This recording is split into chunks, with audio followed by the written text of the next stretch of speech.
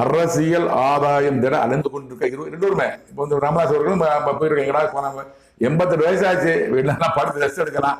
இந்த காலகட்டத்திலும் ஒரு மாநாடு நடத்தி அதை நடத்தி கூட்டம் போட்டு இதை ஓடி மகன் தானே போறான் விட்டு நம்ம பெத்த பிள்ளை நானாத்தான் நினைப்பாரு. நம்ம வாழ்க்கை முடிஞ்சு போச்சு, பிள்ளை நல்லா நினைப்போம். அந்த காலகட்டத்திலும் உங்களுக்கு உங்கள் தந்தை செயல்படாரு என்றால் அவர் குற்றமல்ல. என் தேவனை கட்ட கடவுளின் நாடகம் வேஷம் கலகம் உண்டாக்குறாரு. புரிஞ்சு கொள்ளுங்க. நல்ல தகப்பனா இருந்தா நான் புரிஞ்சுடுவேன். அன்புமணி அவர்களுக்கு நான் சாமானிய பேசுவேன். அம்மா சொல்ற 88 வயசாச்சு சொல்றாங்க.